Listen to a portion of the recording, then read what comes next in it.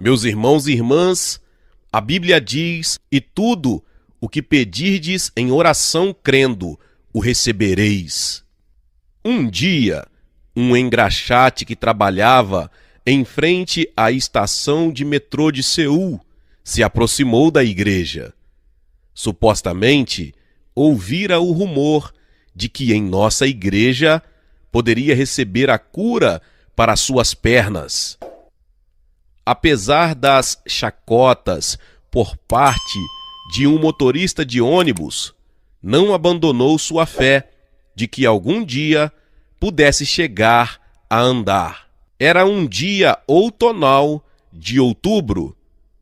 O vento frio era sentido na pele, as gotas de chuva eram frias como o gelo e os sacos de palha estavam grudados no chão por causa da baixa temperatura. Mas apesar de tudo, as pessoas enchiam a tenda para adorar ao Senhor. Em meio à multidão, havia um jovenzinho que parecia ser coxo. Eram dias muito frios, mas cada vez que eu subia ao púlpito para pregar, transpirava por todo o corpo, pois pregava com grande fervor a palavra de esperança. Deus é nosso bom Pai, mesmo que as circunstâncias digam o contrário.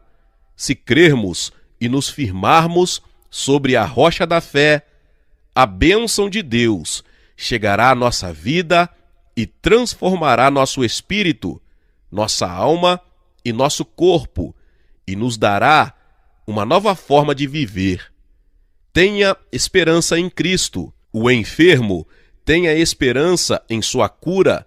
O pobre guarde a esperança na riqueza.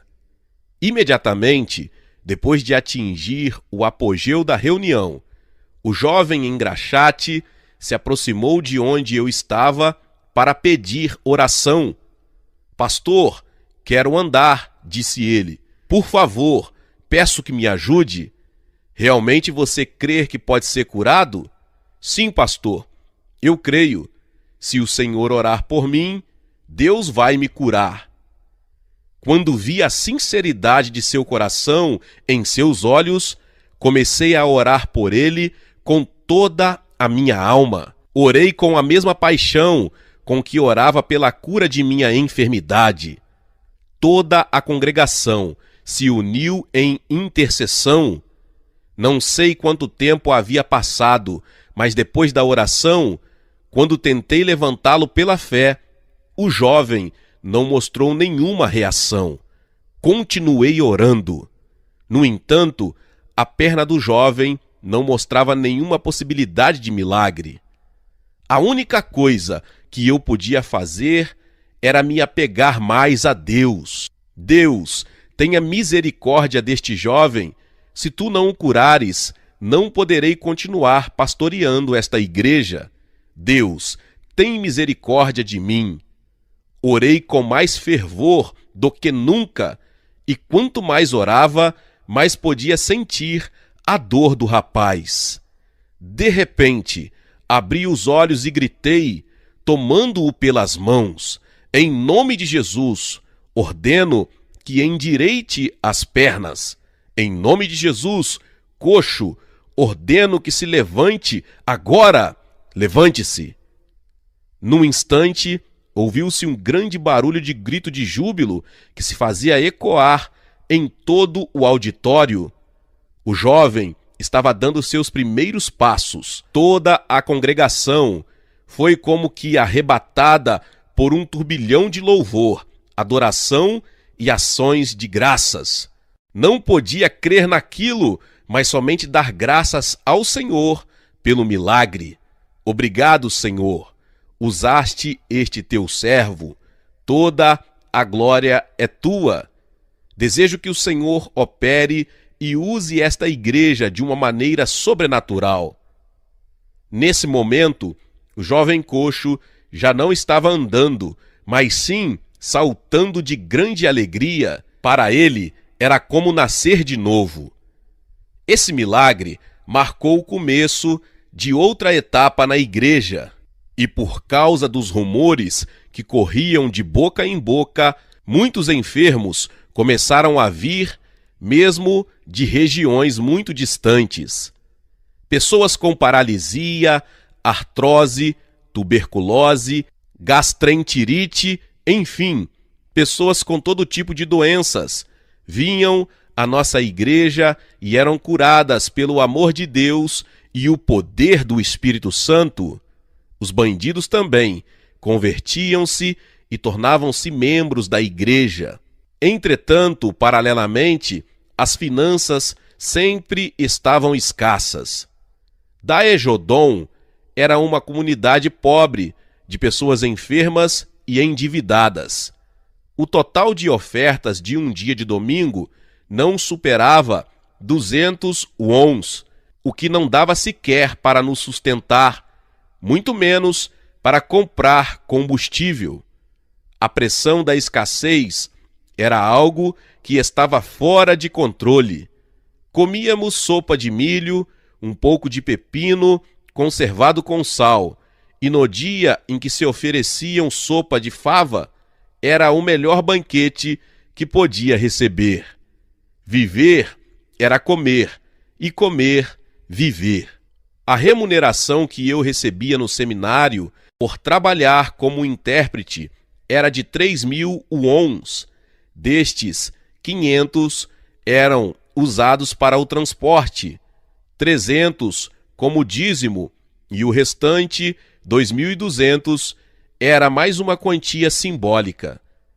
Com esse pouco dinheiro, a pastora Choi comprava farinha de milho e um pouco de carvão. A irmã Sung Hai, a filha da pastora Choi, contribuía com 3.000 wons, que ganhava com aulas de piano que ministrava. Não demorou o dia em que a pastora Choi teve de vender seu anel de casamento para continuar sustentando sua família. A irmã Sung Hai começou a tocar órgão, um Yamaha que fora doado por um soldado estadunidense em todas as reuniões, até mesmo nas reuniões de oração pela madrugada. Ela se levantava às 4:30 da manhã, depois ia à escola de arte de Seul e à noite dava aulas particulares de piano. A pastora Choi e eu sempre lhe demonstrávamos nossa gratidão e compaixão pelo sacrifício que fazia pela família e pela igreja. Todavia, se não fizéssemos dessa forma, não haveria maneira de sobrevivermos. Mesmo com minha debilidade física, eu tinha de tomar um ônibus repleto de gente, traduzir os ensinamentos dos professores estrangeiros todos os dias. E no momento em que abria a porta da minha casa, caía no chão como se fosse um espinafre seco. Ainda assim, dirigia os cultos às quartas-feiras e às sextas-feiras à noite e todas as madrugadas. Além disso, pregava e orava com toda a minha alma. Por causa disso, todas as vezes que terminava de ministrar, sentia que iria desmaiar. A pastora Choi visitava diversos lares durante todo o dia, orava pelas pessoas nas reuniões da noite e sempre estava presente nas reuniões de oração da madrugada. Ainda assim, nunca se esquecia de jejuar. Somente podíamos esquentar nosso corpo com alguns lençóis e conseguíamos dormir por volta das 2 horas, porque a temperatura do quarto subia por causa do calor dos corpos. O fato de despertarmos às 4 horas para dirigir o culto era mais intolerável do que não dormir à noite. Meus irmãos e irmãs, certa noite joguei-me ao chão para dormir, pois estava muito cansado. De repente, ouvi a voz da pastora que me dizia: "Irmão Cho, eu trouxe água para você lavar o rosto. Aqui está a toalha. Não demore muito, porque já está na hora do culto." Quer sugar meu sangue? É? Que tipo de vida é esta? Sabe a que horas eu fui dormir? Às 2. Quem começou essas reuniões de oração de madrugada? Disse eu à pastora Choi. Em certa ocasião, acordei cedo para sair para pregar, como estava acostumado a fazer. Mas eu me sentia tão sonolento que pensei que estivesse sonhando. Tudo era um ato refletido de minha atividade cotidiana. Quando saí para o templo, escutei alguns murmúrios que diziam: não, não pode ser. Entretanto, ninguém se atreveu a me avisar sobre o que tinha visto. Ao terminar a reunião, percebi o porquê dos murmúrios. Foi quando inclinei a cabeça e vi que na parte superior estava vestido com um traje elegante e na parte inferior com pijama e descalço. Imediatamente corri a toda velocidade, envergonhado, como um corredor de 100 metros. Isso era resultado da falta de uma nutrição apropriada e do acúmulo de desgaste físico. No entanto, a congregação tomou esse equívoco como um ato simpático de minha parte e teve compaixão de mim, pois todos sabiam como era meu estilo de vida. Houve dias em que passávamos longe do café da manhã e do jantar. O café da manhã nós o omitíamos para jejuar. O almoço não o comíamos por causa do trabalho. E por último o jantar. Novamente o saltávamos porque não havia o que comer. Quando eu era criança, nem sequer os melhores manjares me satisfaziam, mas naqueles dias, arroz de cevada e sopa eram a melhor coisa que eu podia comer. Mas nem sequer isso tínhamos para nos alimentar. Os dias de fome me ajudaram a entender a miserável situação do meu povo. A pastora Choi sempre dizia que sentia dó ao ver um jovem que, tendo todo um futuro pela frente, estava sofrendo com ela no ministério, ajudando os pobres e necessitados com um salário de apenas 1.000 wons. Dias mais tarde, ela confessou também que sempre sentiu um pouco de culpa por não haver me deixado ir para os Estados Unidos, seguir minha carreira no ramo da teologia e por me colocar no ministério. Certa vez, a pastora Choi conseguiu um pouco de cebolinha verde e camarões. O cardápio do dia era sopa com camarões. Só com o cheiro, sinto que a fome já foi embora. Irmão Cho, desculpe-me por não lhe poder oferecer carne. Quase esqueci de que havia sido a última vez em que comera sopa com camarões. O destino voltou a zombar de mim. Um verme que estivera submerso subiu à superfície e estava nadando. Quem mais ficou surpresa foi a cozinheira, ou seja, a pastora Choi. Não pode ser, Senhor. Olhei fixamente nos olhos dela e só pensei em dizer, em tom de humor: ouça, verme, quer que eu devore ou salve você? Mais tarde, me dei conta de que o recipiente que continha os camarões estava cheio de vermes na parte de baixo. Havia sido comprado da família de uns feiticeiros. No entanto, como eu estava ciente da boa intenção da pastora, tratei de responder com algum senso de humor. Ainda assim, a pastora, como se recordasse dos bons tempos do passado, não pôde se conter e saiu correndo para a cozinha. Um dia, enquanto eu estava no seminário, ouvi um rumor estranho que dizia que alguém tinha comprado o terreno que rodeava a nossa igreja em forma de círculo e que deveríamos abandonar o lugar. Eu não podia crer nisso e me dirigi imediatamente para a igreja. Mamãe, onde está? Preciso falar com a senhora. Calma, o que está acontecendo? Não ouviu nada? Dizem que alguém comprou todo o terreno ao nosso redor e que devemos abandoná-lo. O que está dizendo? Dizem que, porque os paralíticos e tuberculosos são curados, somos uma seita herética. Não compreendíamos nada. Se Jesus mesmo curava os doentes, ele também era um herege? Era uma perseguição fora do comum e vimos uma grande necessidade de travar uma batalha espiritual. Em vez de devolver as críticas, decidimos nos apegar a Deus. Começamos a gemer em oração e jejum diante de Deus, pedindo-lhe que solucionasse essa adversidade.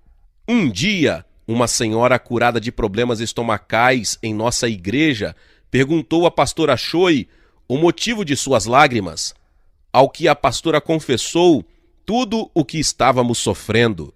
2 dias depois, aquela senhora se apresentou novamente diante da pastora Choi e lhe expressou a ideia de construir uma passarela. Disse-lhe ainda que seu filho a faria.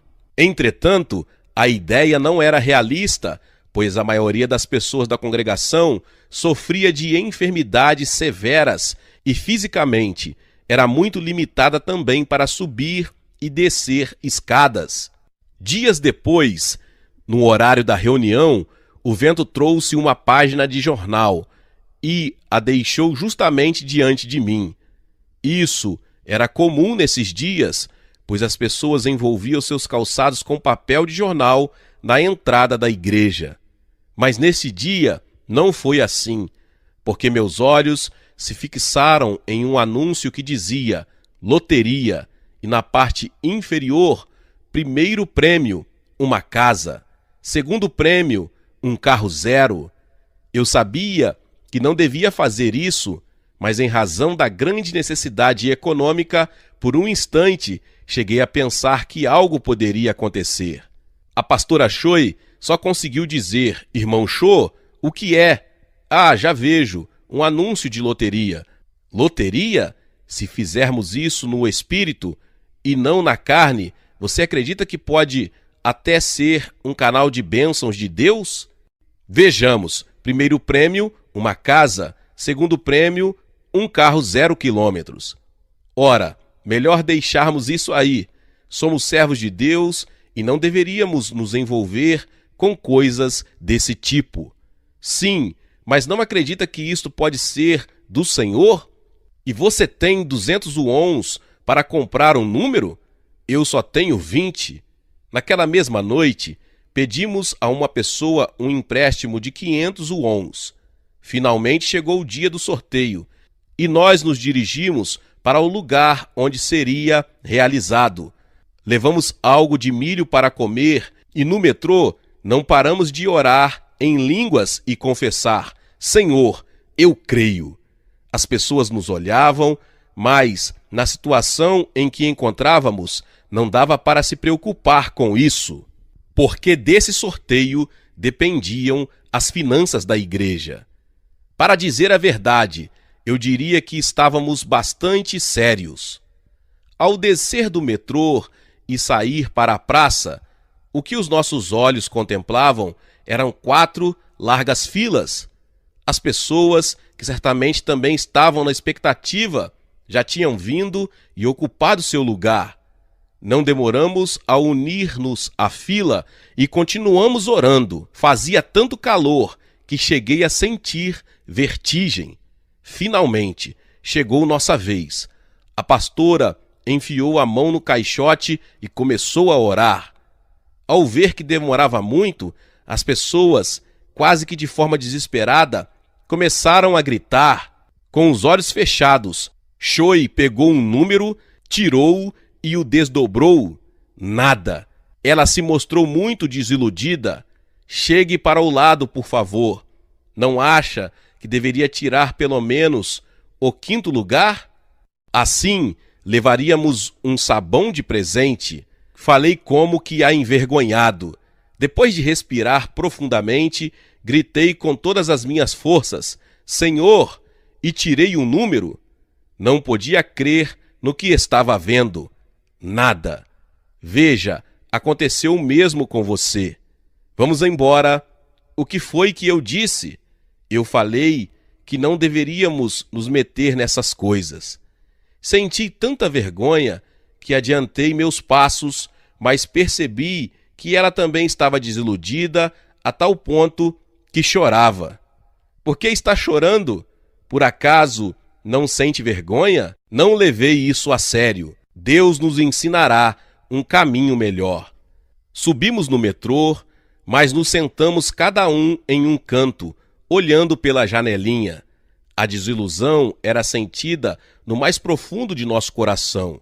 Nunca senti os ombros pesarem tanto e continuei orando, mas dessa vez com outro ingrediente, a queixa. Deus, não posso mais continuar. As finanças estão no fundo do poço e não temos sequer um centavo para aumentar a tenda. Vou renunciar ao ministério.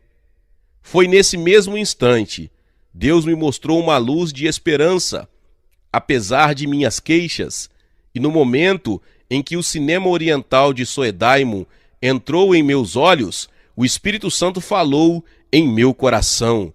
Filho, você consegue ver o cinema oriental? Sim, Senhor, eu o vejo perfeitamente. Quantos andares tem o prédio? 2 andares. Você crê que posso lhe dar um prédio maior do que esse? Amém, Senhor? Eu creio. A voz do Senhor levou minhas queixas e instantaneamente me arrependi de ter dito que desejava abandonar o ministério. Senti que Deus estava sorrindo.